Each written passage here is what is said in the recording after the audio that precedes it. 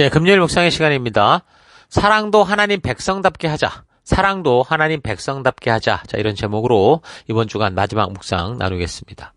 자, 어제까지 우리는 아가서를 해석하는 여러 가지 방법들과 그 해석에 따른 아가서의 내용을 우리 교회가 지향하고 있는 차원, 그러니까 역사와 성경의 흐름을 따라 살피는 차원에서 생각해 봤습니다. 자, 우리는 이 아가서가 솔로몬 왕에 의해 기록된 말씀으로 그가 국가와 나라의 평안을 위해 주변 수많은 나라들과 결혼 동맹을 맺어가면서 나라의 안정을 만들고자 했으나 정작 그 자신은 모든 사람과의 진실한 관계, 하나님이 창조하신 가정의 그 기쁨을 경험하지 못하고 늘 경계하고 의심하거나 그래서 모든 관계가 다 비즈니스적인 관계 속에 지내면서 경험하지 못한 그 참된 사랑, 순수한 사랑, 순결한 가정의 중요성을 깨닫게 되며 적은 이 아가서는 그런 책, 그런 역사적 사건으로 보고 그래서 이 아가서는 그런 경험을 통한 자신의 삶에 대한 회개와 그로 인해 깨닫게 된 참된 사랑, 순수한 사랑, 순결한 성에 대해서 또 하나님이 꿈꾸셨던 가정에 대해서 교훈하기 위해 적은 것이라는 이 사실을 전제로 묵상을 해왔습니다.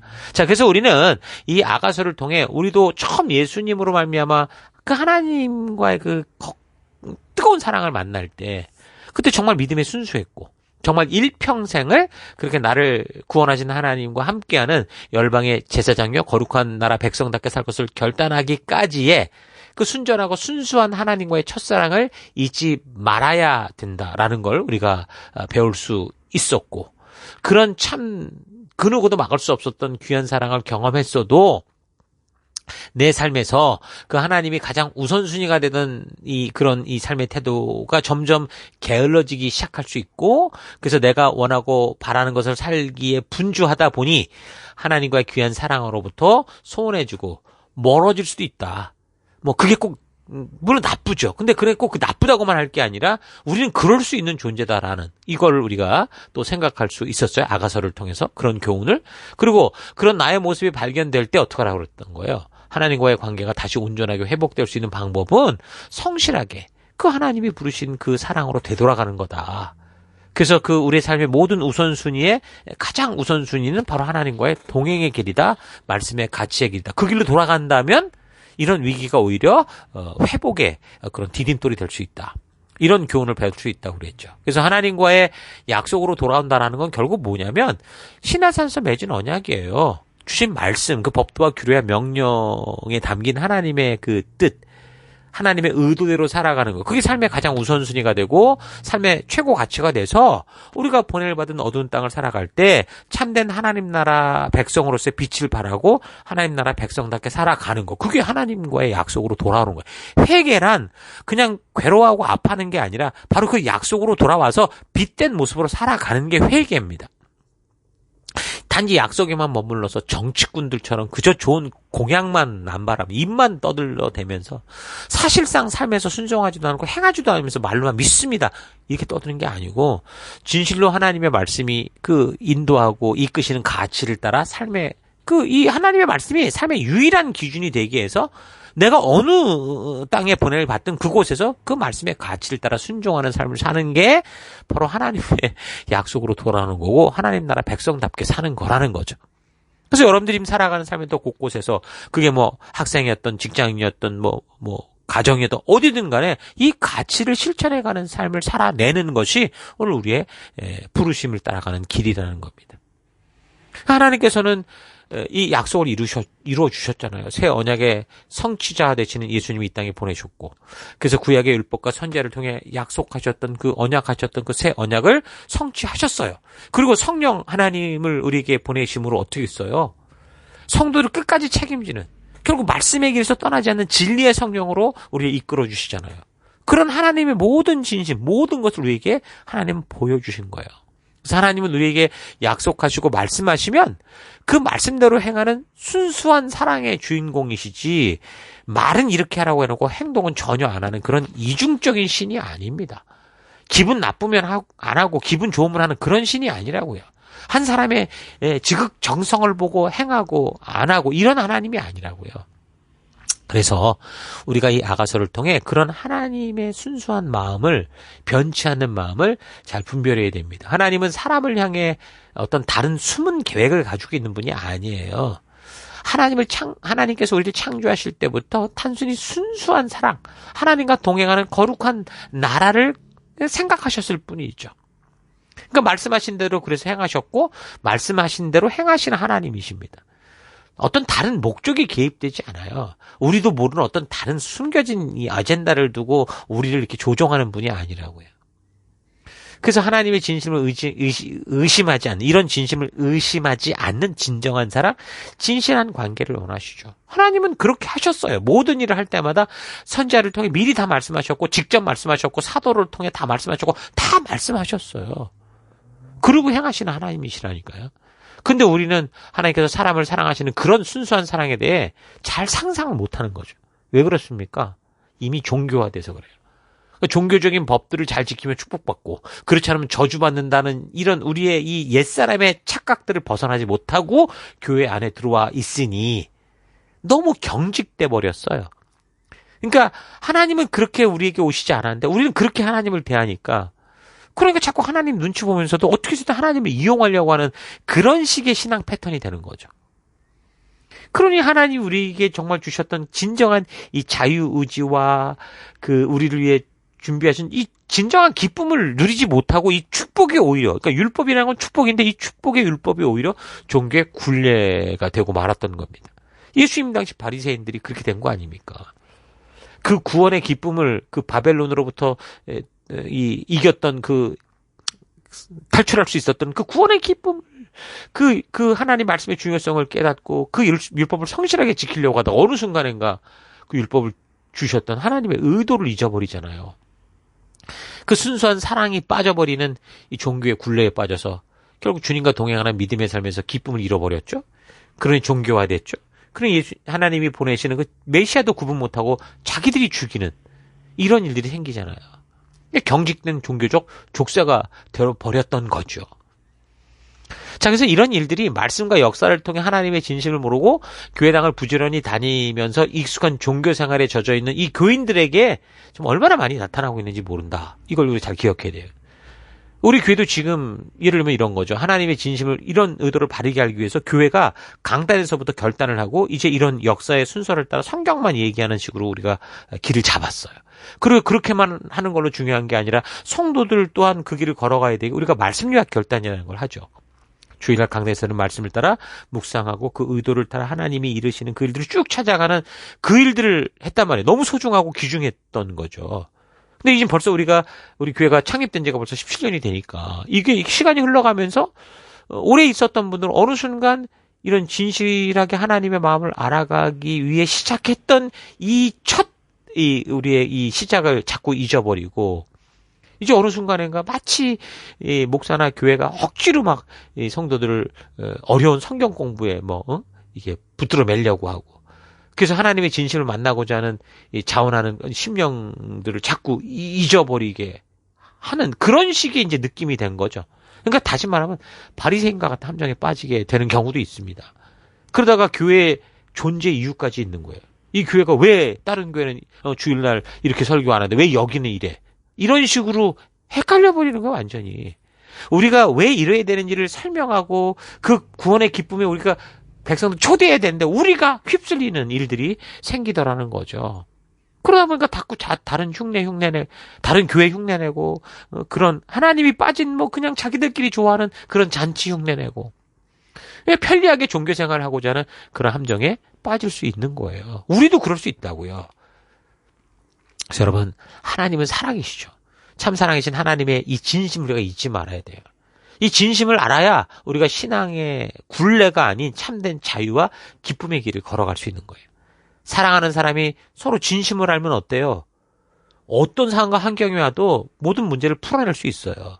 그것처럼 우리가 우리의 신앙의 삶에 참된 기쁨을 회복하기 위해서는 우리가에게 다가오는 이해 못할 모든 것들을 믿음으로 바르게 이해하기 위해서는 어떻게 돼요? 이 성경과 역사를 통해 반드시 하나님의 진심, 그 순수한 사랑의 마음, 하나님의 의도를 거듭나야 돼요. 그래서 이 아가서를 우리가 살핀 이 아가서의 배경, 솔로몬 왕이 자신의 삶을 깨닫게 되면서 깨닫게 된 순수한 사랑의 이 마음, 솔로몬 왕의 어떤 그 간증을 기억하면서 차분히 읽다 보면 우리는 그 권세와 능력을 가지고 계신 하나님께서 힘과 법으로 사람을 복종케 하고 굴종케 하는 분이 아니라 끝까지 그 은혜와 사랑으로 이 사람을 얼마나 소중하게 여기시고 존중해 주시고 인격적으로 대해 주신가라는 이런 하나님의 깊은 마음을 여러분 만날 수 있게 되는 겁니다. 하나님 주신 그 놀라운 자유의 힘을 가지고 육체의 귀를 삼지 않고 진정한 인격적 자유를 누리는 그런 성도가 될 수 있기를 바랍니다. 하나님을 단지 이 전능한 신으로만 보는 신앙하고요. 하나님을 인격적 관계가 가능한 신이다라고 보는 것과는 뭐 겉으로 드러나는 종교 생활은 비슷해 보일 수 있는데 너무도 다른 방향으로 신앙의 길이 갈라지게 된다는 거죠. 전능성만 강조하면 결국 바리새인이나 또 욥의 친구들처럼 그 하나님이 생명으로 주신 이 축복으로 주신 진리를 가지고 사람을 죽이는 그런 신앙 패턴이 될 수 있어요. 그래서 하나님의 전능하심과 인격적 관계를 원하시는 이 하나님을 우리가 균형 있게 만날 수 있어야 돼요. 성경은 그걸 계속 말씀해줘요. 그 가장 대표적인 게 예수님의 십자가예요. 십자가는 뭡니까? 죄에 대한 단호한 죽음, 타협 없는 심판, 공의를 보여주잖아요. 근데 동시에 그 죽음이 바로 뭐예요? 우리를 살리기 위한 희생의 죽음, 사랑이라는 거죠. 그러니까 이 하나님의 공의와 사랑이 그대로 적용될 수 있는 게 그게 뭐예요? 하나님 백성, 하나님 나라라는 거죠. 그래서 이런 하나님에 대한 바른 이해는 우리 신앙생활에 참 중요한 기초 요소이기 때문에 우리가 성경과 역사를 차분히 살피면서 성경을 통해 우리에게 계시하시는 하나님이 어떤 분이시고 어떻게 일하시는지를 바르게 꼭 알아야 됩니다. 여러분 성경이 말씀하는 주제는 크게 보면 사랑이에요. 그래서 성경은 내가 원하고 내가 느끼고 싶은 대로 하는 것을 욕심이라고 그러지 절대로 사랑이라고 말하지 않아요. 우리는 사랑이 필요한 존재들이지만 이 사랑을 성경을 통해 바르게 배우고 훈련하지 않으면 안 돼요. 그러니까 교회의 열심도 그렇다니까요.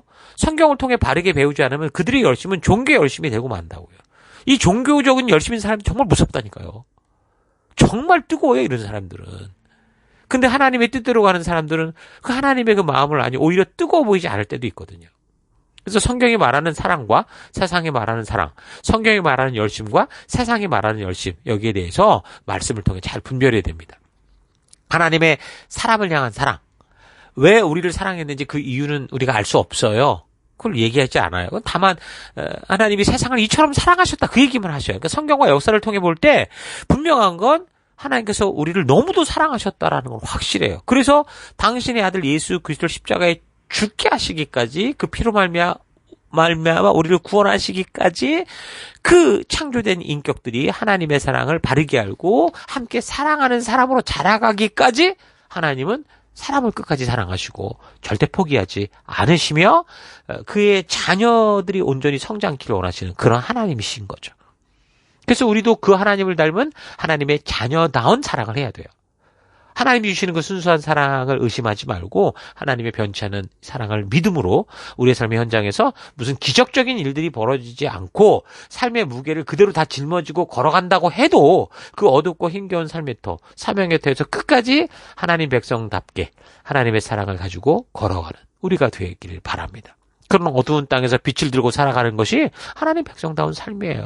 하나님의 사랑을 닮은 삶이에요. 그래서 여러분 우리가 이 교회로 이 어둠 속에 빛된 이 교회로 모이는 게 참 중요한 거죠. 사람은 또 혼자면 솔로몬이 외로움에 결국 실패하고 넘어져 가듯이 우리도 그럴 수 있다는 거예요. 그래서 교회 공동체가 중요하고 함께 모이는 게 중요하고 함께 같은 뜻을 향해 함께 동행하는 게 참 중요한 거죠. 교회는 너무 중요한 곳입니다.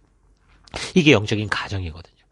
성경을 역사적으로 꾸준히 살펴봄을 통해 특별히 이 아가서를 통해 사람을 사랑하는 하나님의 그 깊은 심정, 순수한 사랑, 교회를 사랑하시는 예수님의 그 깊은 마음을 만나서 진정으로 우리가 살아가는 삶의 도 곳곳에서 하나님의 백성답게 살아가는 우리가 될 수 있기를 바랍니다. 근데 그거 잊지 말아야 되는 건 뭐라고 그랬어요? 근데 이런 사랑으로 시작된 이게 왜 자꾸 이렇게 율법이 돼서 목을 조르고 협박하는 거냐? 왜 그렇습니까? 하나님의 진심을 만나지 거듭나지 못해서 그래요. 이 성경과 역사를 통해 우리 하나님의 그 찢어지는 마음, 그 사랑의 마음을 읽을 수 없으면, 거듭나지 못하면 우리는 누구나 그냥 좋은 종교인이 되거나 또는 나쁜 종교인이 되거나 결국은 뭐예요? 종교적 삶의 굴레를 벗어나지 못한다는 거죠. 여러분, 하나님은요, 종교인을 찾는 게 아니에요. 당신을 인격적으로 사랑하는 그런 사람, 창조의 목적을 따라 살아가는 하나님 백성을 찾으시죠. 그렇게 되기를 원하시죠. 그래서 성경을 통해 이런 진실한 하나님의 의도, 진심을 만날 때, 거듭날 때 정말 진정한 하나님과의 사랑이 가능해지고 하나님 나라 백성답게 살아갈 수 있어요. 그래서 여러분 자꾸 성경의 주변을 방황하지 마시고 이 성경과 역사 안으로 들어가십시오.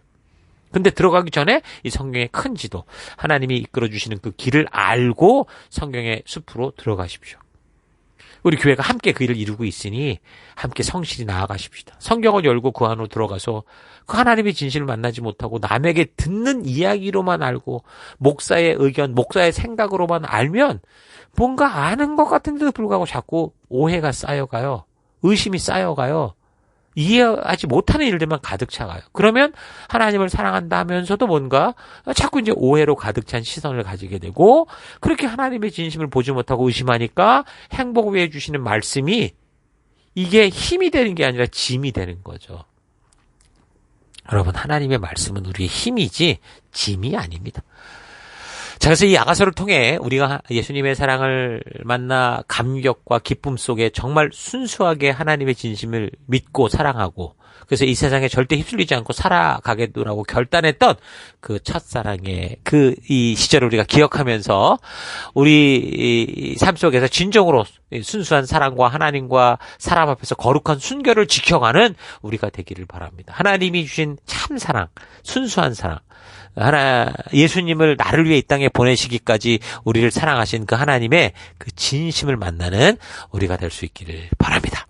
자, 오늘 하루 내가 매일 성경을 읽고 말씀을 듣는 일들, 그리고 이 묵상하고 고민한 이 말씀을 가지고 지체들과 나누며 살아가는 일들이 정말 나를 사랑해 주신 그 예수님의 귀한 마음을 알고 그 예수님을 보내신 하나님의 그 놀라운 사랑의 진심을 알기에 기쁨과 감사로 행하고 있는 것인지, 아니면 어느 순간 그 고귀한 가치를 잊어버렸고 억지로 게으름 가운데 겨우겨우 종교적 굴레처럼 행하고 있는지 차분히 좀 되돌아봤으면 좋겠습니다. 하나님은 사랑이십니다. 그는 전지전능하시고 무소부지하신 유일한 신이셔서 우리의 모든 것을 아심에도 불구하고 얄팍한 잔머리를 굴리며 자신의 만족과 유익을 위해 살고자 온갖 변명과 거짓말을 하는 우리임에도 하나님은 언제나 신실하게 정말 순수하게 우리를 사랑해 주시고요. 우리 스스로 그런 버릇없고 패망으로 이끄는 길에서 돌이켜 돌아오기를 기다려 주십니다.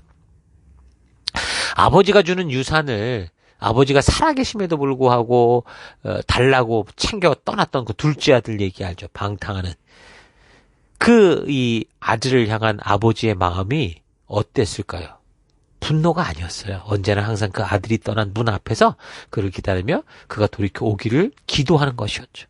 그리고 결국 자기 마음대로 살다가 완전히 망하여 거지가 된 아들이 돌아올 때 이 아버지는 버선발로 달려나가서 그를 안아주며 위로하고 당신의 집으로 이끌어 들이셨죠. 그 아버지는 아들의 배응망덕함에도 불구하고 그 아들을 어떻게 포기하지 않으셨고 여전히 사랑해 주셨어요. 그게 바로 예수님이 우리에게 보여주시는 그 아버지의 사랑인 거예요. 그래서 이런 하나님의 사랑을 오해하지 말고 하나님이 나를 찾아주셨을 때 너무도 감격했고 감사했던 그 신실한 사랑과 그 첫사랑의 믿음, 그 마음을 가지고 여러분 각자 보냄을 받은 사명의 터, 그 가정, 직장, 사업터 모든 관계 속에서 거룩한 하나님 나라 백성다운 삶을 실천하며 하나님 나라를 이루며 살아가는 여러분 되기를 주의 이름으로 축원합니다. 자, 오늘 하루도 힘내십시오. 잠시 기도하겠습니다. 하나님을 한마디로 하면 사랑 그 자체라고 할 수 있을 것인데, 하나님의 그 순수하고 진실한 사랑을 내가 바라고 원하는 것을 채우는 어떤 그런 도구처럼 그렇게 사용하려고 했던 삶을 회개합니다. 하나님은 성실한 종교인을 찾는 게 아니라 우리 하나님께서 주신 그 하나님 나라의 가치를 따라 살아가는 인격적인 사랑의 존재를 찾으신다라는 거 잊지 않고 하나님 앞에서 열심히 있는 종교인이 아니라 하나님과의 동행을 즐거워하는 참된 인격적 존재로 살아가기 원합니다. 하나님께서 우리에게 감격하며 깨달을 수 있는 사랑을 먼저 주시지 않고 우리에게 그런 사랑을 강요하는 분이 아니다라는 거 잊지 않고 주님이 주신 그 첫사랑의 감격을 기억하면서 그때 헌신하며 결단한 그 첫마음을 따라 첫사랑을 기억하며 성실하게 주님의 길을 걷는 내가 되기 원합니다. 그래서 하나님 이 땅을 사랑하며 하는 모든 사랑도 하나님 백성답게 그렇게 행하는 우리가 될 수 있도록 주님 역사하여 주옵소서. 그 길로 이끌어 주시고 함께 하시고 인도하시는 하나님 감사드리고 예수님 이름으로 기도했습니다. 아멘.